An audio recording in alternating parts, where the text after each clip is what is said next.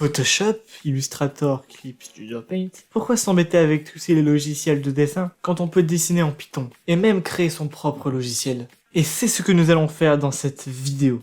Si vous êtes un débutant ou un inconnu à ce système de programmation, n'ayez pas peur de ne pas tout comprendre et admirez ce que l'on peut faire avec Python. Pour faire ce Paint, il nous faut une librairie. La librairie qu'on va utiliser, c'est Pygame, qui est une librairie faite à la base pour faire des jeux vidéo, mais qui peut être utilisée pour faire tout type d'application. Commençons par la base de la loupe du jeu, et qui permet simplement de créer une fenêtre.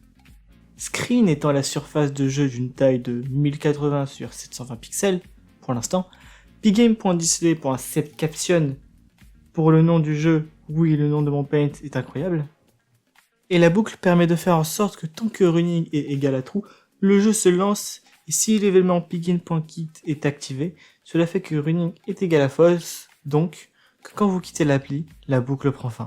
La fenêtre sur Pygame se représente comme ceci, avec les X qui vont de gauche à droite et les Y de haut en bas. Avant de commencer un programme pour dessiner, j'essaie de dessiner au clavier. J'ai donc créé un nouveau fichier Python qui contient une classe avec une fonction init qui est remplie de carrés. La construction des carrés sur Pygame marche avec Pygame.rect.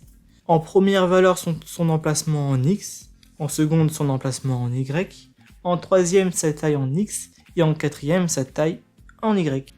Son affichage marche avec Pygame.draw.rect qui prend en première valeur la surface du jeu, en seconde demande la couleur du carré en trois valeurs de 0 à 255, la première étant la concentration de rouge, la seconde de vert et la troisième en bleu. Si toutes les valeurs sont à 0, le carré sera noir, et blanche si elles sont toutes à 255. Le cas suivra la logique du RVB. Et avec beaucoup de carrés, on peut dessiner au clavier. Ça peut être intéressant, mais trêve de plaisanterie. Maintenant, passons à la réalisation du logiciel. Pour commencer, je crée le carré cube_throw_swag qui a pour centre pos, qui prend l'emplacement de la souris par get_mouse, ce qui fait que maintenant on a un cube qui a les mêmes coordonnées que la souris. Cube_throw_swag, putain c'est dur à le dire, je vais juste s'appeler cube_throw_swag, et c'est parti pour pouvoir modifier la taille du carré avec deux fonctions. L'une agrandie qui est appelée si la touche gauche est appuyée, et la taille de cube_throw_swag est inférieure à 150. Et rétrécie qui est appelée si la touche gauche est appuyée, et si la taille du cube_throw_swag est supérieure à 10. Comme ça on crée une limite pour être sûr que l'utilisateur ne fait pas n'importe quoi avec la taille du pinceau. Il nous faut aussi un fond qu'on va créer en affichant une image blanche avec pygame.image.load et screen.blitz à l'intérieur de la boucle. Donc, si ces touches sont actionnées, le carré change bien de taille. Pour afficher un dessin lorsque l'on appuie sur clic droit, il nous faut créer deux variables, une liste et un booléen. Le booléen va nous permettre de savoir si l'on appuie sur clic droit ou non, grâce à l'événement moveButtonDown qui s'active quand l'utilisateur appuie sur clic droit et moveButtonUp qui s'active quand l'utilisateur n'appuie pas sur clic droit. Quand draw est égal à true, une copie de carré est créée à chaque frame et cette copie est insérée à la liste qu'on a créée juste avant.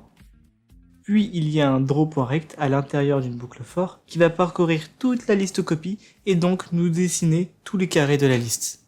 Voici, on peut dessiner, mais malheureusement pour l'instant, que dans une couleur. Et c'est parti pour résoudre ce problème avec la création de trois nouvelles variables, rouge, vert et bleu, qu'on va rajouter à draw.rect. Et pour tester ça, une nouvelle fonction coolRouge qui va nous permettre de modifier la couleur en rouge.